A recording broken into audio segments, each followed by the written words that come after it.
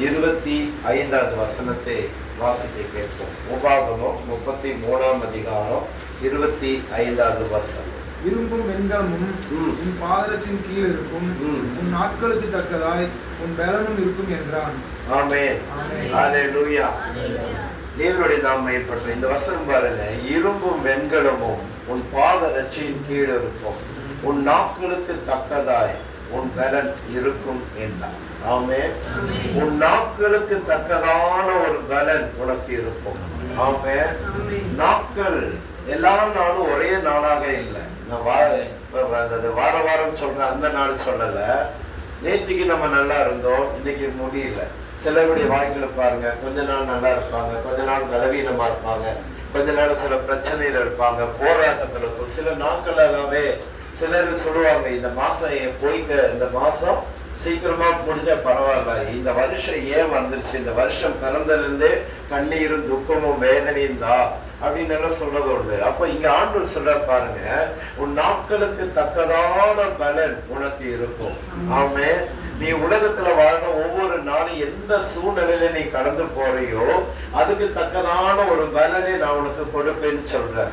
ஆமே. சொல்ல பாருங்க, நாட்களுக்கு தக்கதான பலன். ஹல்லேலூயா. ஒரே மாதிரி கர்த்தர் நமக்கு பலன் தரதில்லை.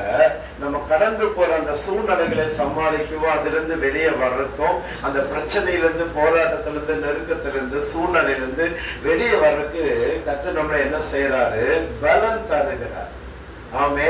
பாருங்க, சங்கீதம் 18:1 பார்த்தா, என் பலனாகிய கர்த்தாவே நான் உம்மில் அன்பு கூறுவேன்னு சொல்றார்.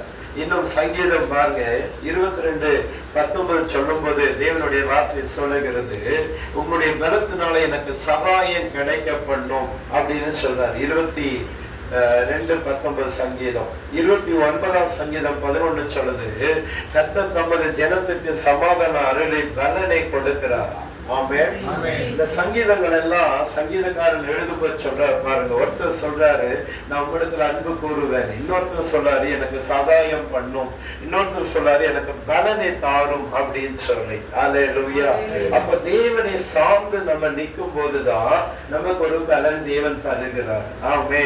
இப்ப அந்த வசனம் உபாகம் 33ஆம் அதிகாரம் 25 வாசகம் பாருங்க, நாட்களுக்கு தக்கதான பலன் இருக்கும். ஆமே. சரி, ஆண்டவர் அப்படி என்ன பலன் நமக்கு தர போறாரு? என்ன பலன்? நம்முடைய நாட்களுக்கு தக்கதான பலனை கர்த்தர் தருவேன்னு சொல்றாருல. எப்படிப்பட்ட பலன் எல்லாம் கர்த்தர் நமக்கு முதலாவது தராரா? வாசிங்க.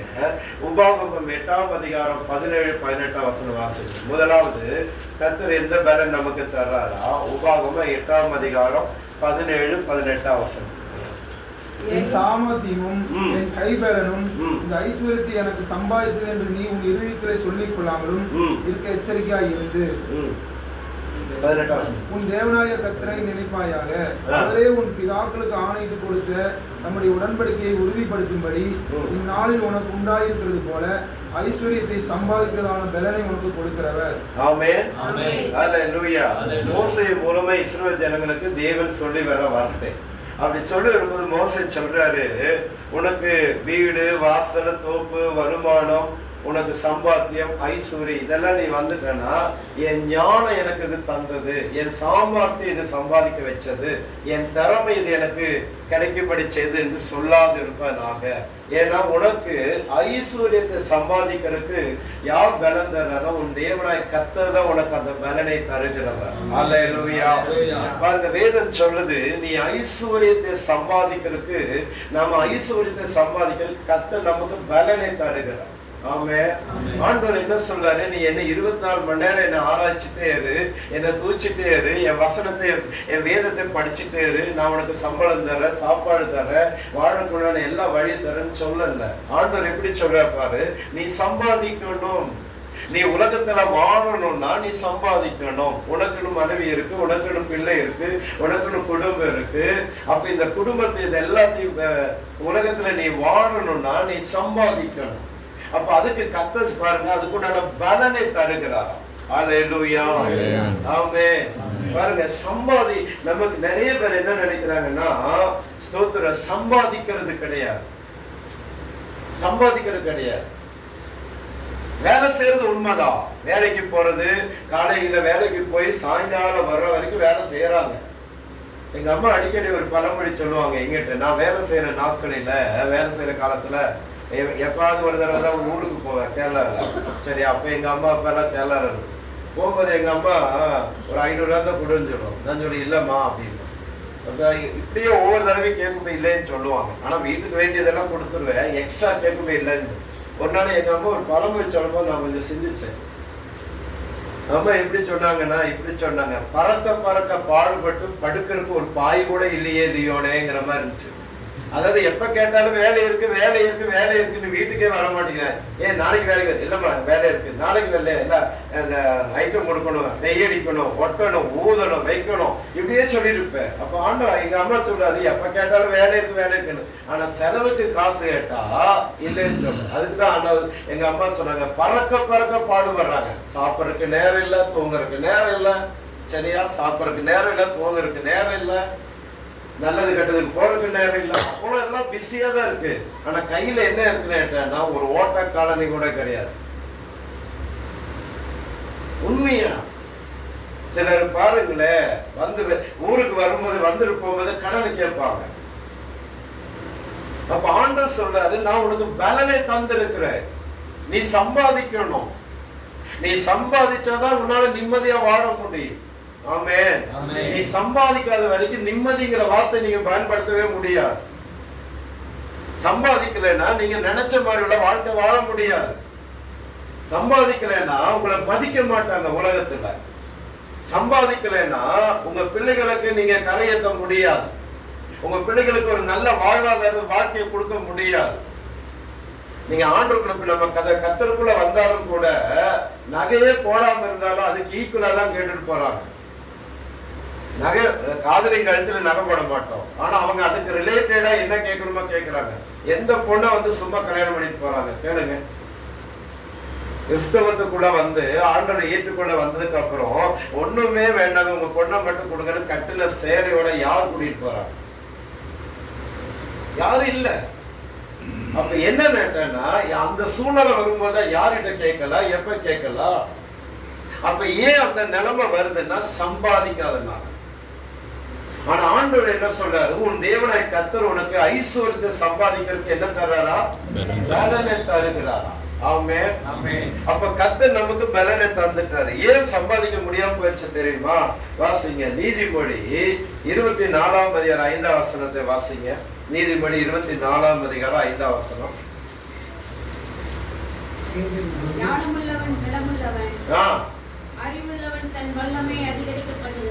பாருங்க, சாலமோன் சொல்றாரு, ஞானமுள்ளவன் யாரா? பலமுள்ளவன். இன்னைக்கு பலன் எதுன்னா இது காமிக்கிறாங்க. என்ன 6 பேக், 7 பேக், 8 பேக் எல்லாம் சொல்றாங்க. இதெல்லாம் பலன். வேதம் சொல்றது ஞானம் உள்ளவன் தான் பலன். அப்ப ஆண்டவர் என்ன செய்யறாரு, நமக்கு என்ன தொழில் தெரியுதோ அதுல ஞானத்தை தர்றாரு. நுணுக்கமா செலவு பண்ணி கரெக்டா சம்பாதிச்சு கரெக்டா செலவு பண்ணி மிச்சம் மீதி எடுத்து வைக்க தேவன் நம்மளை நடத்துறார். ஆமென்.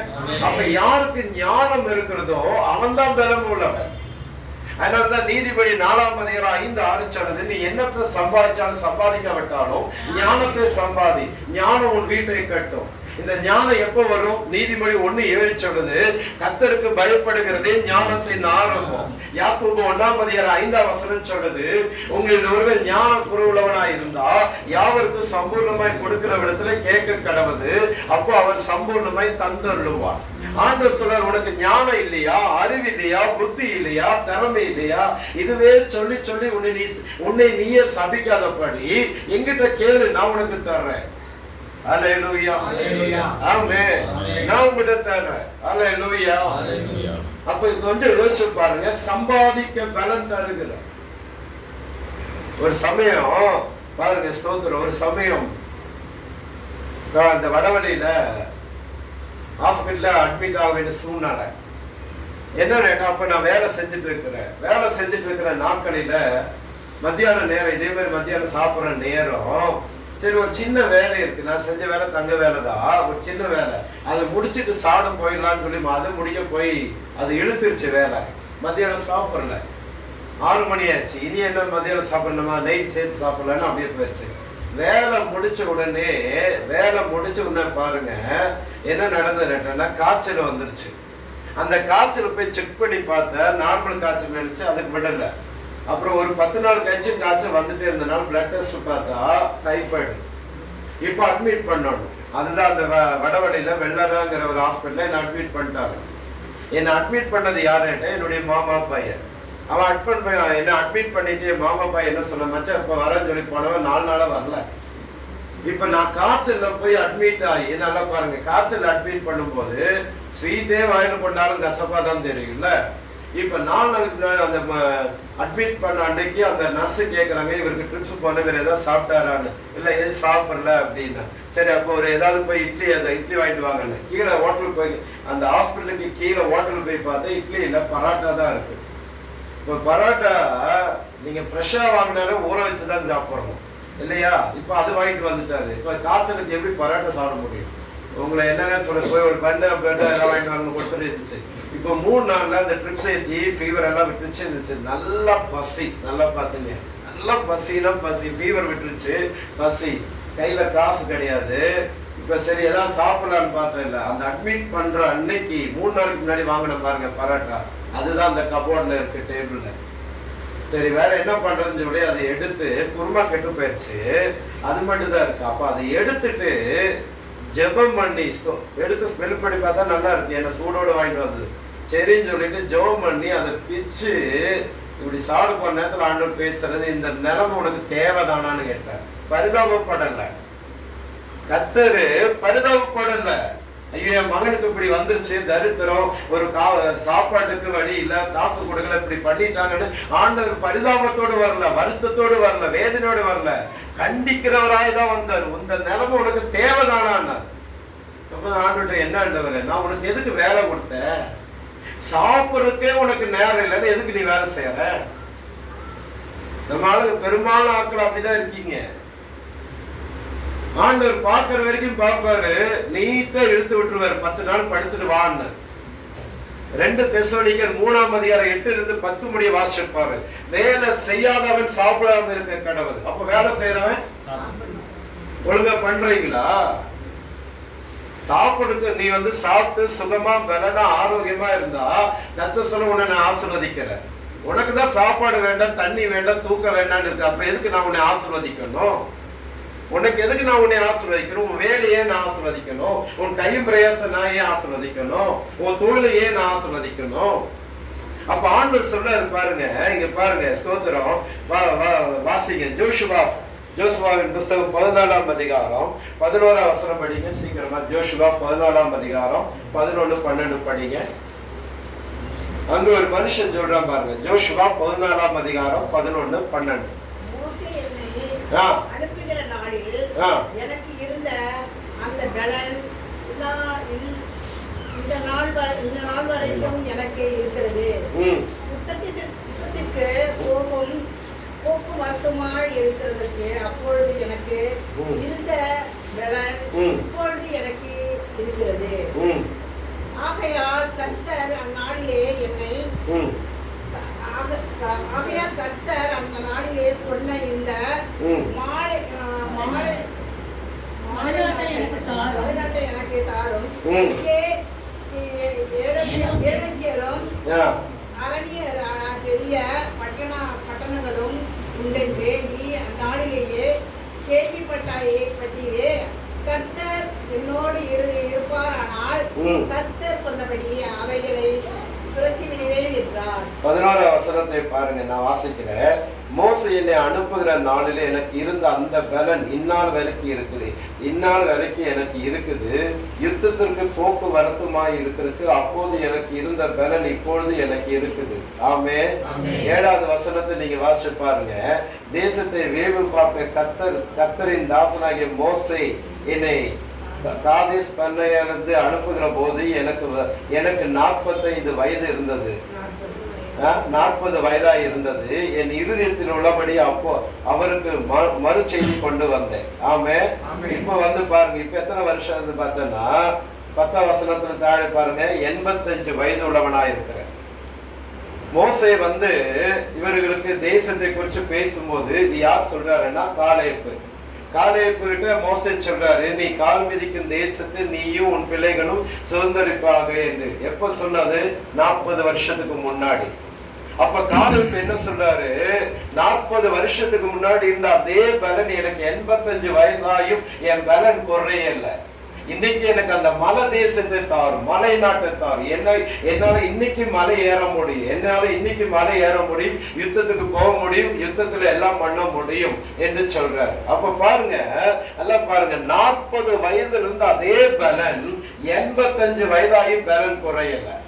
ஆமே. ஜோஷுவா அவர்களுக்கு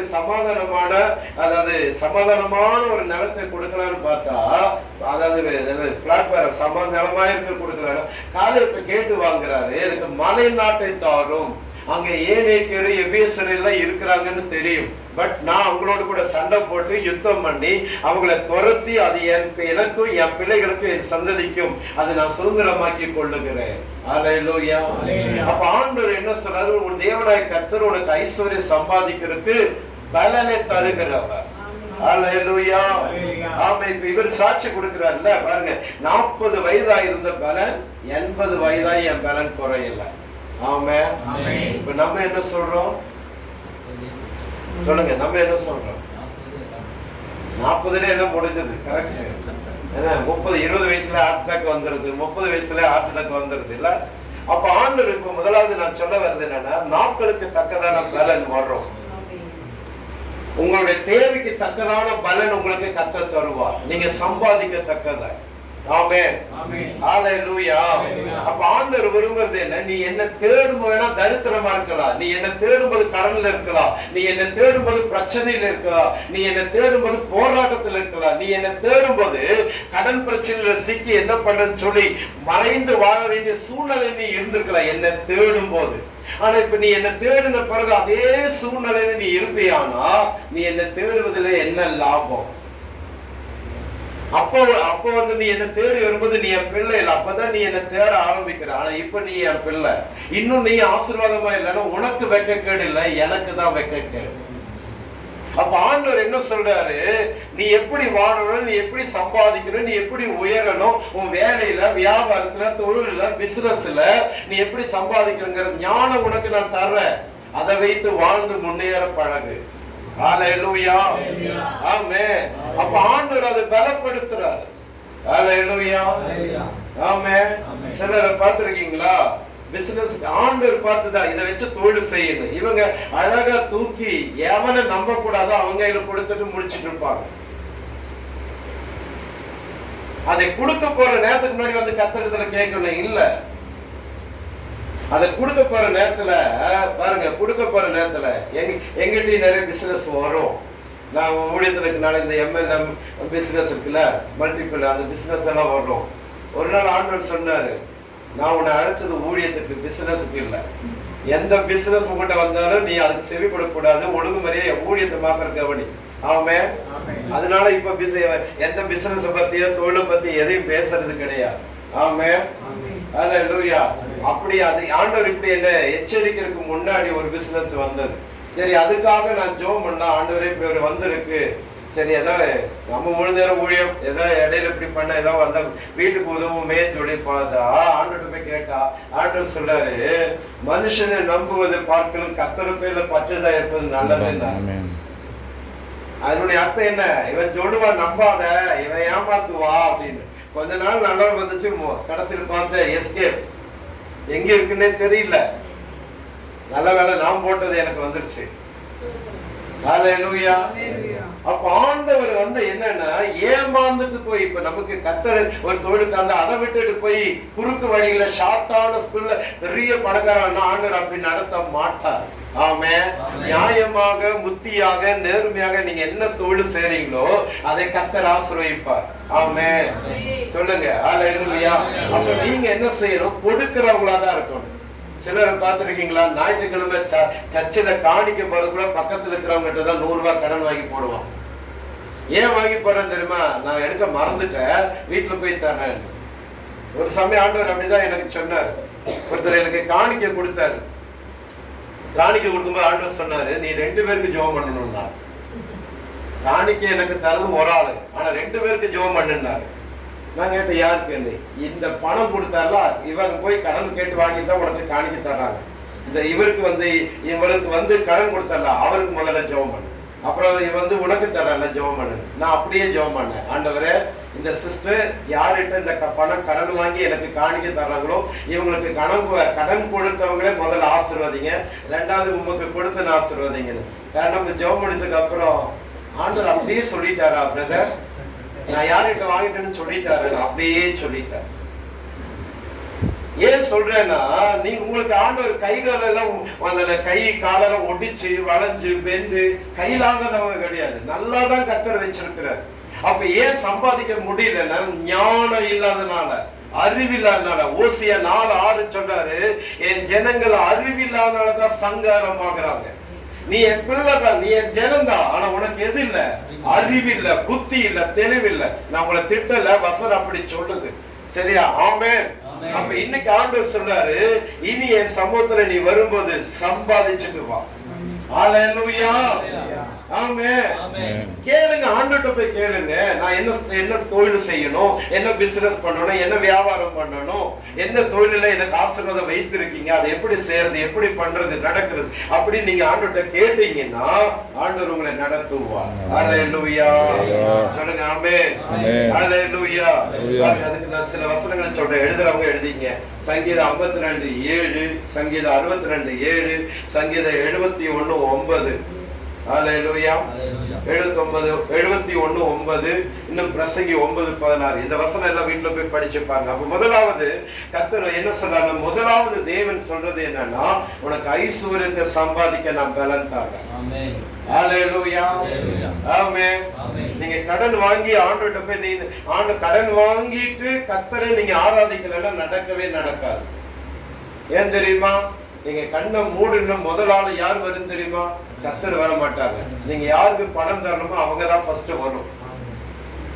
நீங்க கதவு சாத்தி உள்ள இருக்கும். ஒரு விசுவாசி கதவு தட்டினாலும் உங்களுக்கு ஐயோ அவர் வந்துட்டாரா, அந்த ஆளா இருக்குமா? பிள்ளைகளுக்கு பொய் சொல்ல கத்து கொடுக்கறதே அங்கதான். உள்ள இருந்துட்டு அவரா இருந்தா, அந்த அண்ணனா இருந்தா, கருப்பா இருந்தா அந்த அண்ணனா இருக்கும், நீ சொல்லு. அம்மா வீட்டுல இல்ல, வெளியே போயிட்டு போய் சொல்லுன்னு. அம்மா எங்க இருக்கு? வீட்டுக்குள்ளதான் இருக்கு. ஆனா என்ன சொல்லி கொடுக்குறோம்? அம்மா இல்லைன்னு சொல்லி கொடுக்குற. அந்த போய் அவங்க ஸ்கூல் லீவ் எடுக்கிற நேரத்துல சொல்லுவோம், அப்ப நம்ம அக்செப்ட் பண்ண மாட்டோம். சரியா? சரி போட்டு. முதலாவது தேவன் பலன் தரும். ஹல்லேலூயா. கேளு, ஆண்டவர்ட்ட கேளுங்க. ஆமென். இந்த தொழில் ஆசீர்வதிங்க, இந்த தொழில் நான் என்ன தப்பு பண்றேன், என்ன வேலை பண்றேன். நான் வேலை செய்யற காலத்துல நான் ஒரு பட்டறையில வேலை செஞ்சேன். அது ஆண்டவரை தேடுற பிள்ளைங்க தான். சரியா? பட்டறையில வேலை இல்லை, தங்கப்பட்டறையில வேலை இல்லை. அப்ப என்ன பண்ணாரு, 2 நாள் உபவாசம் போட்டேன். 2 நாள் உபவாசம் போட்டு ஜெபம் பண்றேன் வேலைக்காக. 2வது நாள் ஜெபம் பண்ணிட்டு இருக்கிற மத்தியான நேரத்துல அப்ப தராசு ஒண்ணு வருது. தராசுல தங்க உருக்கி இவ்வளவுதான், அந்த தங்க உருக்கி ஊத்துற மாதிரி அதுல வைக்கப்படி. அப்ப எவ்வளவு இருக்குன்னு சொல்லி அந்த படி ஆண்டவர் காமிக்கிறேன். பார்த்தா 120 கிராம் தங்கம் வேலைக்கு எனக்கு வருது. அப்ப அதெல்லாம் காமிக்கிறாரு, தரிசனத்துல காமிக்கிறாரு. இந்த வாரத்துல இன்னும் 2 நாள் உனக்கு 120 கிராம் தங்கத்துல வேலை வரும். அப்படி இருக்கும்போது ஆண்டவர் சொன்னார், சரி இந்த 2 வாரமா ஏன் பட்டறையில வேலை இல்லை தெரியுமா? உங்க ஓனர்கிட்ட போய் சொல்லு. நீதிபதி 11:1 சொல்லுது, கள்ள தராசு கர்த்தருக்கு அருவருப்பானது. இந்த வார்த்தையை போய் சொல்லுன்னாரு. நான் அவர்கிட்ட போய் சொன்னா அவர் என்ன சொன்னாரு, அவரை ஆண்டவருக்கே புத்தி சொல்றாரு. எப்படி சொல்றாருன்னா, என்னை ஆசீர்வதிக்க சொல்ல, அப்ப நான் இந்த ஃப்ராடு தலை விட்டுறேன். அவர் என்னன்னா, அந்த இது இருக்குல்ல, காதுல போற கம்மல் இருக்குல்ல, அதுல கல்லு வரும் பாருங்க, சின்ன சின்ன கல் இருக்குல்ல, ப்ளூ ரெட்டுன்னு. அப்ப அதை சுத்தி ஒரு வளையம் இருக்கும். அந்த வளையம் செம்புல போட்டுட்டாரு, தங்கத்துல போடாம. அந்த வளையம் கல்லு வைக்கிறதுக்குன்னு ஒரு சின்ன வளையம் இருக்கும். சரியா? அந்த வளையம் செம்பு, பியூர் இதுதான், அதாவது என்னன்னா செம்புதான். அப்ப ஆண்டவர் சொல்ற, அது விட்டுரு, நான் உன்னை ஆசீர்வதிக்கணும். இவர் என்ன சொல்றாரு, என்னை ஆசீர்வதிக்க சொல்லி நான் பண்றேன். அதனாலதான் பட்டறையில வேலையே இல்லாம போயிடுச்சு. நீதிபதி 28:20 சொல்லுது, உண்மையுள்ள மனுஷன் பரிபூர்ண ஆசீர்வாதத்தை பெறுவான். உண்மையாயிரு. 5 ரூபாய்னாலும் அதுல உண்மையா இருங்க. 10 ரூபா இருந்தாலும் உண்மையா இருக்கு. கர்த்தர் உங்களை உயர்த்துவான். ஆமென். ஹல்லேலூயா. அதாவது இன்னும் சிலர் எப்படி சொல்றேன்னா, ஆண்டவர் என்ன இப்படிதான் கண்ணீருக்குள்ள, பாடுகளுக்குள்ள, தரித்திரத்துக்குள்ள, வேதனைக்குள்ள, பிரச்சனைக்குள்ளதான் கர்த்தர் என்ன நடத்திட்டு இருக்குன்னு நினைக்கிறீங்க. இல்ல, கர்த்தர் அப்படி நடத்துறதுனால அவருடைய நாம மகிமைக்க ஒண்ணுமே அங்க இல்ல. நாம கற்றுக்கொள்வதற்கு வேணா அந்த பாடுகள் கொஞ்ச நாள் நடத்துவார். அதுல நம்ம கற்று தேர்ந்த பிறகு கர்த்தர் நம்மளை ஆசீர்வதிக்க விரும்புகிறார். அல்லேலூயா, சொல்லுங்க ஆமென். நீங்க கொடுக்கிறவங்களா இருக்கணும், வாங்குறவங்களா இருக்க கூடாது. அல்லேலூயா, ஆமென். சொல்லுங்க ஆமென். அப்ப ஆண்டவர்ட்ட கேளுங்க, அல்லேலூயா, எனக்கு புத்தியை தாங்க, அறிவை தாங்க, ஞானத்தை தாங்க, விவேகத்தை தாங்க, அல்லேலூயா, திறமையை தாங்க, அல்லேலூயா. கேட்கிறவன் எவனும் மத்தேயு 7:8 சொல்லு. மத்தேயு 7:7 சொல்லுது, கேளுங்கள் அப்பொழுது உங்களுக்கு கொடுக்கப்படும், தட்டுங்கள் திறக்கப்படும், தேடுங்கள் கண்டடைவீர்கள். மத்தேயு 7:8 சொல்லுது, கேட்கிறவன் எவனும் பெற்றுக் கொள்வான். யார்கிட்ட கேட்கணும்? ஆண்டவர்கிட்ட கேட்கணும். அழுகிற குழந்தைக்கு தான் என்ன வரும்? அப்ப அடாத குழந்தை அது சும்மாதான தூங்கிட்டு அதையே போய் தொந்தரவு பண்ண அது பாட்டு போயிட்டு அப்படி போயிடும். அதே மாதிரிதான் ஆண்டவர்கிட்ட நீங்க கேட்கணும். இன்னைக்கு புலம்பாதீங்க, அது இல்ல இது இல்ல அப்படின்னு புலம்புறதை நிறுத்திட்டு என்னை நீங்க ஏன் ஆசீர்வதிக்கல ஆண்டவரே? யாக்கோபு அப்படிதானே கேட்டாரு. ஆதியாகமம் 32 26 27 28 கேட்டு பாருங்க. நீர் என்னை ஆசீர்வதிச்சால் ஒழிய நான் உம்மை போக விட மாட்டேன்னாரு. பொழுது விட்டு பதில் கிடைக்கிற வரைக்கும் நின்னாரு. ஆண்டவர்கிட்ட போய் கேளுங்க, நான் இப்படி வாழ விரும்பல, கடன்பட்டு வாழ நான் விரும்பல, ஆண்டவரே என்னை ஆசீர்வதி. ஆமென். அதுக்கு கர்த்தர் முதலாவது உங்களுக்கு பலன் என்ன பலன் தர போறாங்க? ஞானம்ங்கிற ஒரு பலன் தர போறாங்க. ஹalleluya. அறிவுங்கிற ஒரு பலன் தர போறாரு. ஹalleluya. சாமர்த்தியங்கிற ஒரு பலன் தர போறாரு. ஆமென். ஹalleluya. இதுதான் கர்த்தர் உங்களுக்கு முதலாவது சொல்றாரு. இரண்டாவது ஆண்டவர் என்ன பலன் தர போறாரு? ஸ்தோத்திரம். இரண்டாவது பாருங்க பலன் வாசிங்க. மீகா 3:8 படிங்க. மீகா 3:8 மீகா.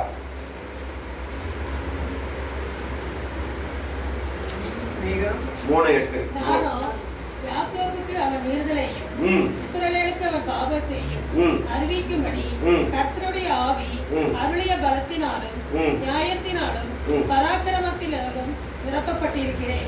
ஆமென். இரண்டாவது பாருங்க, கர்த்தர் யாக்கோபுடைய என்னதான் மீறுதலும் இஸ்ரவேலுடைய பாவத்தையும், யாக்கோபுடைய மீறுதலும் இஸ்ரவேல் வம்சத்தாருடைய பாவத்தையும், இது ரெண்டையும் உணர்த்தருக்கு நான் என்ன செய்வேன்? அவனுக்கு கர்த்தருடைய ஆவியே ஆவி அருளிய பலத்துல. ரெண்டாவது பாருங்க, ஆவியானுடைய பலன். ஹalleluya. இந்த ஆவியானவர் நமக்குள்ள வரும்போதுதான் நம்ம எங்க தப்பு பண்றோம், எதுல தப்பு பண்றோம், யார்கிட்ட தப்பு பண்றோம், எப்படி பண்றோம்னு இந்த ஆவியானவர் தான் நமக்கு உணர்த்துவார். அதுதான் பாருங்களேன், ரோமர் 8:14 சொல்லுது, எவர்கள் தேவனுடைய ஆவியில நடத்தப்படுறார்களோ அவர்கள் தேவனுடைய புத்திரர்களாய் இருப்பார்கள். இந்த ஆவியானவர் நமக்குள்ள வரும்போதுதான் நம்மளை சரியான பாதையில நடத்துவார். அப்ப இந்த இரண்டாவது கர்த்தர் நமக்கு இந்த ஆவியானுடைய பலம் தர்றார். அவருடைய ஆவி வரும். ஒரு சமயம் பாருங்க, நான் என்னுடைய அனுபவத்திலிருந்து சொல்றேன். நான் வேலை செய்யற நாட்களில, மற்றையில வேலை செய்யற நாட்களில, அப்ப நான் அந்த மெழுகு ஏதோ ஒண்ணு வாங்கிட்டேன் ஊதற்காக. இப்பதான் வேற மெத்தடெல்லாம் வந்திருக்கு. நான் வேலை செய்யற காலத்துல மெழுகு வச்சுதான் ஊதி அந்த இது பண்ணுவான். அப்ப அதெல்லாம் வாங்கிட்டு ஒரு 10 ரூபாவோ 15 ரூபா சில்லறை இல்லை, அதுக்கு அவங்க காப்பர் கொடுத்தாங்க. சரியா? காப்பர் கொடுத்து என் மேஜிக்குள்ள வைக்கும்போது ஆண்டவர் சொன்னாரு, இந்த காப்பரை உன் மேஜிக்குள்ள வைக்காத, இதனால உனக்கு ஒரு பிரச்சனை வரப்போகுது. என்ன நீ எக்ஸ்ட்ரா தங்கத்துல வச்சு உருக்கிட்டேங்கிற பேர் உனக்கு வரும், தப்பான பேர் வரும். இந்த காப்பரை நீ வாங்காத, சில்லறை இன்னைக்கு இல்லை நாளைக்கு கூட நீ வந்து சில்லறை வாங்கு, காப்பர் வாங்கிட்டு உன் மேஜில வைக்காதன்னு ஆண்டவர் இவ்வளவு தெளிவா சொல்றாருன்னு சொல்லிட்டு நான் வாங்கல. அப்ப கொஞ்சம் யோசிச்சு பாருங்க, ஆவியான நமக்குள்ள வந்தா அடுத்து நமக்கு என்ன நடக்கும்னு அவர் சொல்லி தருவார். இந்த உணர்வு, இந்த அறிவு, இந்த தெளிவு இல்லாதனாலதான் நிறைய தேவ பிள்ளைகள் மாட்டிக்கொள்றாங்க, சிக்கிக்கொள்றாங்க. எதுல? பிரச்சனையில, போராட்டத்துல, வேதனையில, கண்ணீர்ல, தத்தளிப்புல, ஒரு சில பிரச்சனைகள் இருந்து வெளியே வரவே விடாத அளவுக்கு போய் லாக் ஆயிடுறாங்க. இங்க தேவன் சொல்றாரு பாருங்க, இங்க தேவனுடைய வாக்கு சொல்றது அவனை ஆவியினால நிரப்புனாரா பாருங்க. அதுக்கு வாசிங்க ரோமர் 15ஆம் அதிகாரம் 13ஆம் வசனம். ரோமர் 15ஆம் அதிகாரம் 13ஆம் வசனம் சீக்கிரமா படிங்க. பரிசுத்த ஆவியின் பலத்தினாலே உங்களுக்கு நம்பிக்கை பெருகும்படிக்கு நம்பிக்கையின் தேவன் விசுவாசத்தினால் உண்டாகும் எல்லாவித சந்தோஷத்தினாலும் சமாதானத்தினாலும் உங்களை நிரப்புவாராக. ஹalleluya.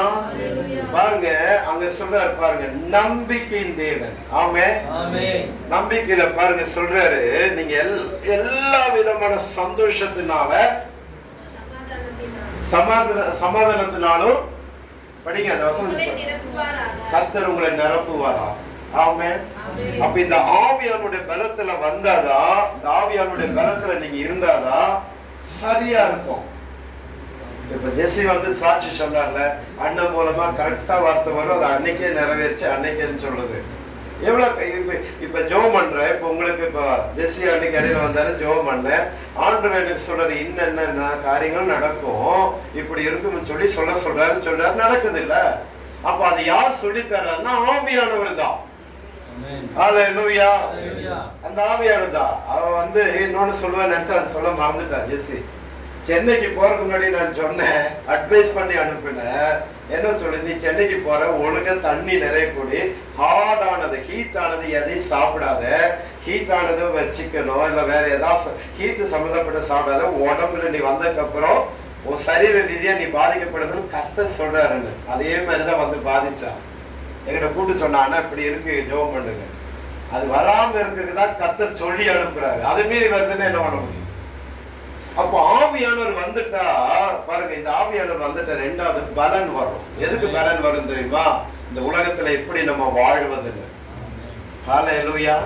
யார்கிட்ட சிக்காம, யார்கிட்ட மாட்டாம, யாரு நம்மளை குறை சொல்லாம, குத்தம் சொல்லாம, யாரு நமக்கு எதிராக எதையும் பண்ண விடாதபடிக்கு தெளிவா நடத்துவார் ஆவியானவர். ஹalleluya. ஆவியானவர் வந்துட்டா இது மாத்திரம் இல்ல, பாருங்களேன், ஸ்தோத்திரம். நான் சொல்றேன், இப்ப என் மகன் பெரிய பையன் டேனியல் ஒரு நாள் ஞாயிற்றுக்கிழமை பாருங்க சர்ச்சுக்கு போயிட்டு வந்துட்டோம். நானும் அவனும் மட்டும்தான் வீட்டுல இருக்கிறேன். மத்தியானம் அவனுக்கு சாப்பாடு கொடுத்துட்டு நானும் சாப்பிட்டு இருக்கிறேன். ஆண்டவர் சொல்ல, அவனுக்கு ஃபீவர் இருந்துச்சு, ஃபீவர் வந்துருச்சு, ஃபீவர் விட்டுருச்சு. திடீர்னு ஆண்டவர் சொல்றாரு, இனி இப்ப சாப்பிட்டு முடிஞ்சோன்னு போய் இன்னைக்கே நீ வழக்கமா காமிக்கிற ஹாஸ்பிட்டல்ல போயிட்டு அவனுக்கு பிளட் டெஸ்ட் கொடு அப்படின்னா. அவங்ககிட்ட கேட்டா அவன் என்ன சொல்ல, நல்லா தான் இருக்கிறப்பா, ஒன்றும் பிரச்சனை இல்லை, சாப்பிடதான் கொஞ்சம் முடியல, மற்றபடி நான் நல்லா இருக்கிறேன். ஆண்டவர் சொல்றாரு, இல்ல உன் மகனை கூட்டிட்டு போய் பிளட் டெஸ்ட் கொடுன்னு. சரி சொல்லி ஞாயிற்றுக்கிழமை கொண்டு போய் பிளட் டெஸ்ட் கொடுத்தேன். திங்கக்கிழமை காலையில தான் டாக்டர் பாக்குறேன். பார்த்தா வெறும் 50,000 தான் அவனுடைய உடம்புல இருக்கிற அந்த ஒயிட் செல், வெள்ளை அணுக்கள் வெறும் 50,000 தான் இருக்கு. 2.5 லட்சம் இருக்க வேண்டிய இடத்துல வெறும் 50,000 தான் இருக்கு. 2 லட்சம் இல்ல. என்ன டெங்கு ஃபீவர். டாக்டர் சொல்றாரு இன்னைக்கு நேத்திக்கு பரவாயில்ல, இன்னைக்கு ஒரு நாள் நீங்க விட்டு இருந்தா உங்க நம்ம பையனை நம்ம காப்பாற்ற முடிஞ்சிருக்காது. ஏன்னா உதட்டு வழியா பிளட் வரும், மூக்கு வழியா பிளட் வந்திருக்கும், காது வழியா பிளட் வரும். அந்த பிளட் வர அந்த வயிற்று அணுக்கள் எல்லாம் வெள்ளை அணுக்கள் வெளியே வரும். பரவாயில்ல, கரெக்டா நேரத்துல வந்து இனி நம்ம தாமதிக்க கூடாது, உடனே அட்மிட் பண்ணுதுன்னு சொல்லி அட்மிட் பண்ணும். ஆமென். ஹalleluya. அவன் என்ன சொல்ல, நான் நல்லா இருக்கிறேன்னு. கர்த்தர் என்ன சொல்றாரு? இந்த ஆவியானவருடைய பலன் வந்தா வெறும் அந்நிய பாஷை பேசுறதுக்கோ, பேய்களும் பிசாசுகளும் துரத்துறதுக்கு அல்ல. நம்மளை சுத்தி என்ன நடக்குது, நம்ம சரீரத்துல என்ன நடக்குது, நமக்குள்ள என்னென்ன நடக்குது எல்லாம் அவருக்கு தெரியும். ஏன்னா நம்மளை உண்டாக்குனவரே அவர்தான். ஹalleluya. நம்ம பாதிக்கப்பட்டு ஹாஸ்பிடல்ல போய் சிக்கி நொந்து நூலாகி கடைசியில் அவர்கிட்ட தான் வரும். அப்ப அவர் சொல்ற, நீ பட்டாதான் உனக்கு புத்தி வரணுமா? ஆண்டவர் அதான் இப்ப கேட்கிறாரு, உனக்கு பட்டாதான் புத்தி வரணுமா, அதுக்கு முன்னாடி புத்தி வரக்கூடாதான்னு கேட்கிறாரு. கர்த்தர் என்ன இப்ப கேட்கிறாருன்னா, எங்கிட்ட கேட்க சொல்றாரு, உனக்கு பட்டாதான் புத்தி வரணுமா, அதுக்கு முன்னாடி புத்தி வராதா? நீ என்ன களிமண்ணா? அப்ப கர்த்தரை தேடுறது வெறும் இமைக்கானது மாத்திரம் இல்ல, விடுதலைக்காக, சுகத்துக்காக, அந்த பிரச்சனையிலிருந்து வெளியே வரக்கு மாத்திரம் இல்ல. இந்த உலகத்துல இனி வர நாட்கள் நம்ம எப்படி வாழ்வது, சிக்காம யார்கிட்டையும் நம்ம சிக்காம மாட்டிக்கொள்ளாம போராட்டத்துக்குள்ள போகாம எப்படி வர, அதுக்குதான் இந்த ஆவியானவர் நம்மளை நடத்துகிறார். ரெண்டாவது என்ன தெரியுமா? எப்பவுமே சந்தோஷமா இருக்கணும், அது அவர் விரும்புறார். பிலிப்பியர் 4:4 சொல்லுது, கர்த்தருக்குள் சந்தோஷமா இருங்க. மறுபடியும் நான் உங்களுக்கு சொல்றேன், என்ன சொல்லுங்க? சந்தோஷமா இருங்க. நெகேமியா 8:10 சொல்லுது, கர்த்தருக்குள் மகிழ்ச்சியா இருப்பதே நம்முடைய பலன். அதனாலதான் பழமொழி சொல்றாங்க, வாய் விட்டு சிரிச்சா நோய் விட்டு. சிரிக்கிறதுக்கு இங்க வயலுமே, உள்ளம் நிறைஞ்ச அகத்தின் அழகு. உள்ளத்துல கவலை, கண்ணீர், பாரம், நிந்தை, அவமானம் இதெல்லாம் குப்பை தொட்டி நடக்கிற மாதிரி நினைச்சு வச்சு எப்படி சிரிக்க முடியும்? முடியாது இல்ல. அப்ப ஆண்டவர் என்ன சொல்றாரு? நீயா போய் சிக்கி மாட்டி முடிச்சு நான் உனக்கு கொடுத்த சந்தோஷத்தின் சமாதானத்தை ஏன் இழக்கிற? அப்ப என்னுடைய ஆவியை பெற்ற நீ, நான் எச்சரிக்கும் போது அதுக்கு செவி சாய். நான் உன்னை எச்சரிக்கிறேனா, இது பண்ணாத, இது செய்யாத, இப்படி போ, அப்படி வா, இப்படி வா, நான் உனக்கு சொல்றேனா, அதன்படி வாழ கத்துக்கோ. ஆமென். சொல்லுங்க ஆமென். ஹல்லேலூயா. அப்ப அதன்படி நீங்க இருந்துட்டீங்கன்னா உங்களுக்கு அந்த பலன் குறையாது. மகிழ்ச்சிங்கிற அந்த பலன் உங்களுக்கு குறையாது. ஆமென். ரெண்டாவது அந்த ரோமர் 15:13 பாருங்க, ஒருவருக்கு ஒரு புத்திகள் சொல்ற அளவுக்கு நமக்கு நாலேஜ் வரும். புத்தி சொல்றதுக்கு, அட்வைஸ் பண்றதுக்கு அந்த அளவுக்கு இந்த ஆவியானவருக்கு நாலேஜ் சொல்லும். ஆமென். ஹல்லேலூயா. சொன்ன சாட்சிக்கா சொல்றேன், அவனை பலவீனப்படுத்திருக்கா சொல்லல. நான் சொல்லுவேன், சிலதெல்லாம் இந்த பிள்ளைங்க ஸ்நாக்ஸ் அது இதெல்லாம் சாப்பிடும்போது நான் சொல்லுவேன், பாரு உனக்கு அல்சர், வயிற்று வலி வரப்போது அல்சர் வரன்னு சொல்லு. அதுக்கு ஜான்தான் சாட்சி. இப்ப 2 நாளா அதுலதான் அவஸ்தப்படுறான். ஊருக்கே என்ன வச்சு பேசுற தேவை என் பிள்ளைக்கு வரது சொல்ல மாட்டாரா? சொல்லுங்க, சொல்லுவாரு தானே? எனக்கே சொல்லுவாரு சில நேரத்துல. ஆமே, எனக்கே சில நேரத்துல அட்வைஸ் பண்ணுவாரு. சாப்பிட உட்கார்ந்து இருந்தா இவங்க நல்லாதான் டேஸ்டா சமைச்சு கொடுக்கு, சிலதான்னு சொல்லி இது இப்ப சாப்பிடாத ஒத்து வராது, இவங்களுக்கு புரியாது சில நேரத்துல. ஆண்டவர் சொல்லுவார் சில நேரத்துல. ஆமே, ஹல்லேலூயா. கற்றுக் கொடுப்பார். இப்ப சம்டைம் இந்த பிரெட் எல்லாம் சாப்பிட்டான்னு சொல்ல, சுடுதண்ணி குடி, ஃப்ரூட்ஸ் எடு, ஏன்னா அதெல்லாம் டைஜஷன் ஆகுது, லேட் ஆகும்னு சொல்லி தருவாரு. ஹல்லேலூயா. ஆமென். இந்த ஆவியானவர் உள்ள வந்துட்டா பாருங்களேன், நம்ம எதுக்கு இதெல்லாம் சொல்லி தரேன் தெரியுமா? ஸ்தோத்திரம் பாருங்க. வியாதி என்ன ஆகும்? இப்போ ஒருத்தருடைய குடும்பத்துல சமாதானம், சந்தோஷம், மகிழ்ச்சி, இதை கெடுக்கணும்னா அந்த சம்பந்தப்பட்டவங்களுக்கே வியாதி வரணுமா? இப்ப நம்ம குடும்பத்துல ஒரு பிள்ளைக்கு உடம்பு சரியில்லை, நைட் தூங்க மாட்டேங்குது, நீங்க தூங்குவீங்களா? உங்களுக்கு தூக்கம் வருமா? என்ன போயிடுச்சு? நிம்மதி போயிடுச்சு, சமாதானம் போயிடுச்சு. அடுத்த நாள் காலையில டாக்டர் கிட்ட போறீங்க, அவன் ஒரு 100 ரூபாய்க்கு ஒரு சிறப்பு எழுதி கொடுப்பாங்க, 10 ml எழுதி கொடுப்போம், அது செட் ஆகாது, தூக்கி போட்டு அடுத்து எழுதி தரும். இப்படி 5 வாட்டி எழுதுறது எவ்வளவு போச்சு? ஒரு சிறப்பு 100 ரூபாய், 5 வாட்டி எழுதுறது எவ்வளவு? 500 ரூபாய் சம்பாதிக்கிறதுக்கு நீங்க எவ்வளவு மணி நேரம் வேலை செய்யணும்? 8 மணி நேரம். இதுல உங்க மேனேஜர் கிட்ட எத்தனை தடவை திட்டு வாங்கணும்? சொல்லுங்க. ஒரு நாள் லீவு போட்டு ஒரு நாள் சம்பளம் போயிச்சா? ஆனா டாக்டர் 2 நிமிஷத்துல தலையெழுத்து மாதிரி எழுதி கொடுத்துருக்காங்க, செட்டா இல்லைங்க, வேற வாங்கி எடுங்க. புரியுதா? அப்ப அந்த வியாதி ஏன் வருது, எதுக்கு வருதுன்னு ஆண்டவர் முன்னுக்கூட்டியே சொல்லுவார். அதுல கவனமா இருந்தீங்கன்னா டைம் வேஸ்ட் ஆகாது, எனர்ஜி வேஸ்ட் ஆகாது, பணம் வேஸ்ட் ஆகாது, எல்லாம் சந்தோஷமா இருக்கும். ஆமென். ஹல்லேலூயா. அப்ப இந்த ஆவியானவர் வரும்போது ஸ்தோத்திரம். சில நேரத்துல பாருங்க, மத்தேயு 12:28 பாருங்க, நான் தேவனுடைய ஆவியினாலே பிசாசுகளை துரத்துகிறேன்.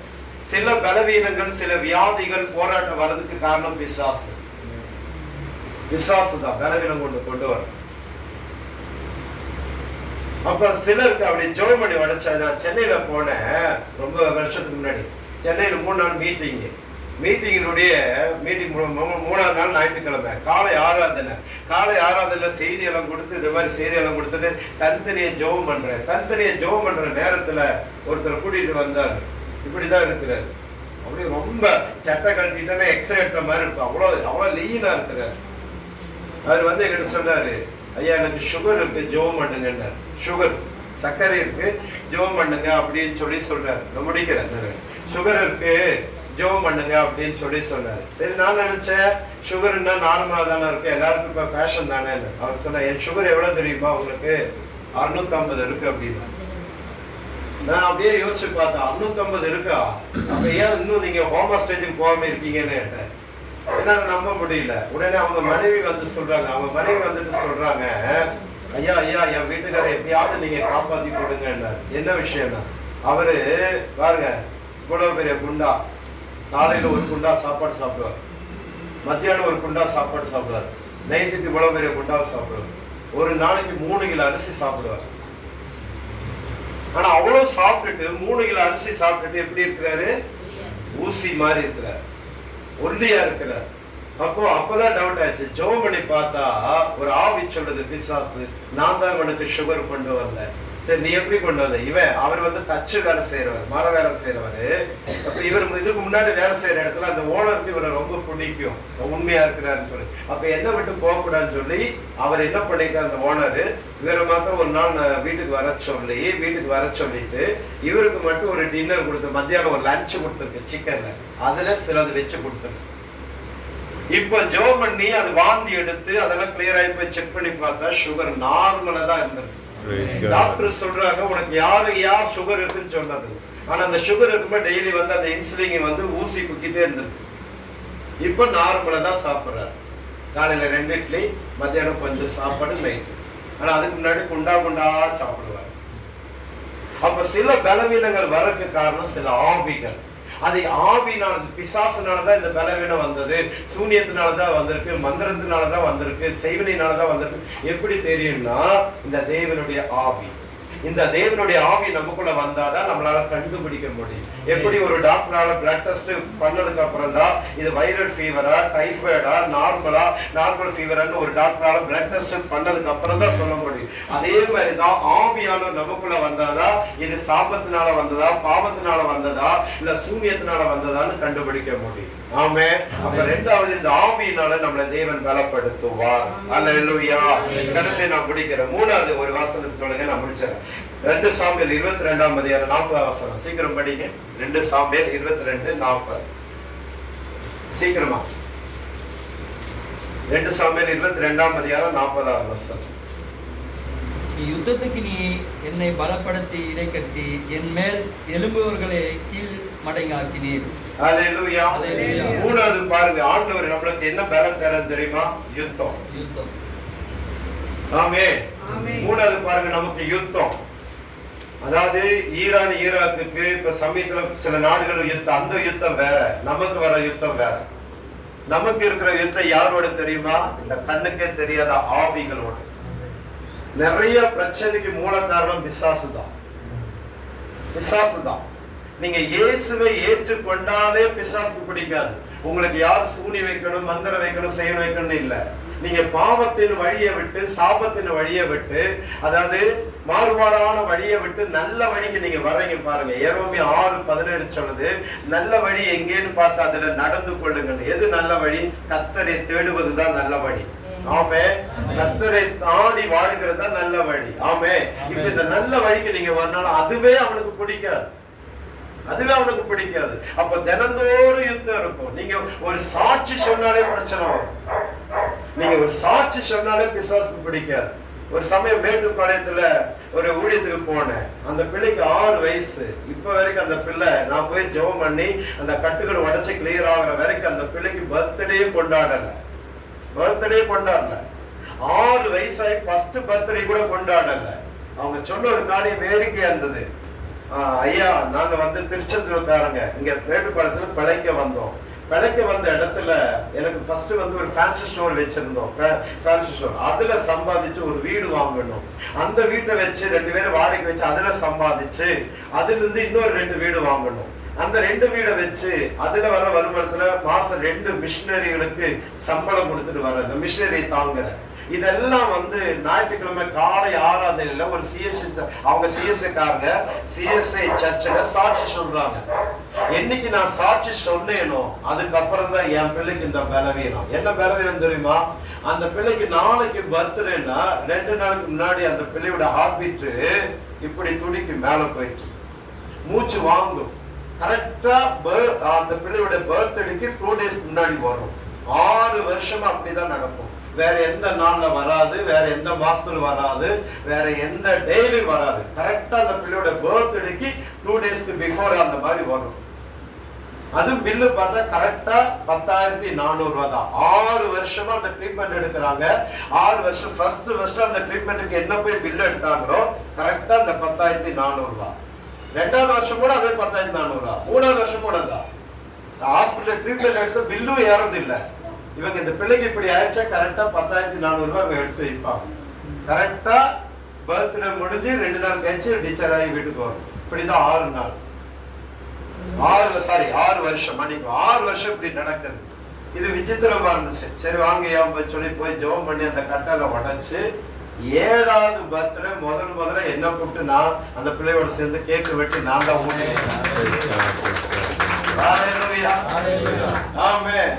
யுத்தம் போராட்டம் யுத்தம் நமக்கு தினந்தோறும் யுத்தம் இருக்கும். பாருங்க சில யுத்தங்கள் நீங்க என்ன சொல்றீங்க தெரியுமா? அப்பா பாஸ்டிங் இருந்து ஜெபம் பண்ணி இந்த பிசாசை மேற்கொண்டுட்டோம், இனி பிரச்சனை இல்லை, இனி போராட்டம் இல்லை, இனி நெருக்கல, இனி நம்ம நல்லா இருக்கிறோம். ஒரு நாள் நினைக்காது, நம்ம சாகர வரைக்கும் அந்த யுத்தம் இருக்கும். ஒண்ணு பிசாசு அழியிற வரைக்கும், சாத்தான் அழியிற வரைக்கும், இல்லன்னா நம்ம சாகர வரைக்கும். ஒரு வசனம் படிப்போமா முடிச்சிடலாம். வாசிங்க யாத்திராகமம் 17ஆம் அதிகாரம் 16ஆம் வசனம். நான் முடிக்க யாத்திராகமம் 17ஆம் அதிகாரம் 16ஆம் வசனம். சீக்கிரமா படிங்க, நான் அதோட முடிச்சிடறேன். யாத்திராகமம் 17ஆம் அதிகாரம் 16வது வசனம் படிங்க. அமலேக்கின் கை கர்த்தருடைய சிங்காசனத்துக்கு விரோதமாய் இருந்தபடியால் தலைமுறை தோறும் அவனுக்கு விரோதமாய் கர்த்தரின் யுத்தம் நடக்கும். எத்தனாவது அதிகாரம் எத்தனை வசனம்? 17 உன் கண்ணு தெரியல. அமலேக்கின் கை கர்த்தருடைய சிங்காசனத்துக்கு விரோதமாய் இருந்தபடியால் தலைமுறை தோறும் அவனுக்கு விரோதமாய் கர்த்தரின் யுத்தம் நடக்கும் என்றான். எப்ப நடத்தும்? தலைமுறை சரியா? தலைமுறையா யுத்தம் வரும் சிலரோடு கூட. நம்ம அது பண்ணி யுத்தம் பண்ணி ஜெயிச்சுதான் ஆகணும், பலன் பண்ணிதான் ஆகணும். இப்ப இங்க சிலர் வர்றாங்கல்ல, சிலர் வரும், சிலர் கட்டு உடைக்கும், அவங்க விடுதலை போயிருவாங்க. அப்புறம் எனக்கு சில போராட்டம் வரும். அப்ப ஜெபமணி கேட்டால் சொல்லுது, அந்த மந்திரவாதி வந்து நிப்பா, நான் தான் உன்னை தடுத்தேன், நான் தான் உன்னை ஊழியத்துக்கு போகாம தடை பண்ணேன், நான் தான் இதெல்லாம் பண்ணேன், அவனே ஒத்துக்குவான். ஒரு நாள் என்ன ஆச்சுன்னா, கடைசி ஒரு நாள் ஒரு 2 வாரம் பாஸ்டிங் போட்டு ஜெபம் பண்ணி ஆண்டுட்டு ஒரு கட்டளை போட்டேன். ஆண்டவரே, நான் ஜெபம் பண்ணி அவங்க விடுதலை ஆகி அவங்களுக்கு வர பிரச்சனையெல்லாம் நான் சமாளிக்கிறத நான் எதுக்கு கட்டு உடைக்கணும், தேவையில்லையே அப்படின்னா நீங்க எனக்கா யுத்தம் பண்ணுங்க. ஆமே, எனக்காகவும் என் குடும்பத்துக்காகவும் மனைவிக்காக நீங்க யுத்தம் பண்ற மாதிரி தான் இந்த டெலிவரன்ஸ் மினிஸ்ட்ரி பண்ற, கட்டு உடைக்கிற இல்லைன்னு இல்லை. ஒரு நாள் இருந்துச்சு, ஆண்டவர் அதன்படியே இறங்கி செஞ்சு இப்போ யார் படிச்சாலும் அதாவது மந்திரவாதி நேத்திக்குதான் எட்வின் பிரதரும் ஜானும் நானும் பாஸ்டர் சிவசராஜ் நாங்க எல்லாம் நேத்திக்குதான் இங்க ரவுண்டா உட்காந்துன்னு ஒரு 1.5 மணி நேரம் ஜெபம் பண்ணுவோம்ல. ஜெபம் பண்ணா எனக்கு ஆண்டவர் சொன்னாரு, நான் சாகணும்னு சொல்லி யாகம் நடத்துறாங்க தெரியுமா உங்களுக்கு? என் பேர்ல யாகம் நடத்துறாங்க, யாகம் பண்றாங்க 24 மணி நேரம் எண்ணெய் எல்லாம் ஊத்தி லட்சக்கணக்கான பணம் ஊத்திட்டு.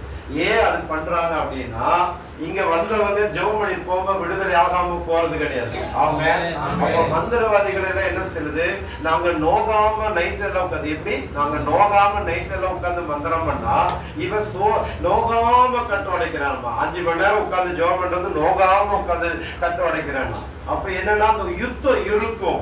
ஆமே, அப்ப யுத்தம் பண்றதுக்கு நீங்க என்ன செய்யக்கூடாது, சோர்ந்து போக கூடாது. ஹல்லேலூயா. ஆமே, இந்த ஆவியானவர் வந்துட்டா 2வது பாருங்க, இந்த ஆவியானவர் வந்து சொல்லி தருவார், இன்னும் உனக்கு விரோதமா இங்க இப்படி பண்றாங்க, அவங்க அப்படி பண்ணுன்னு சொல்லி தருவார். அதே மாதிரி கர்த்தர் எப்படி யுத்தம் பண்ணணுங்கிற அந்த புத்தி அறிவு ஞானம் தரும், நம்மளை பலப்படுத்துவோம். ஹல்லேலூயா. ஜெபிக்கலாமா? கண்களை போடுங்க, ஜெபம் பண்ணலாம். நான் மழை வர மாதிரி இருக்கு, சீக்கிரமா. ஸ்தோத்திரம்.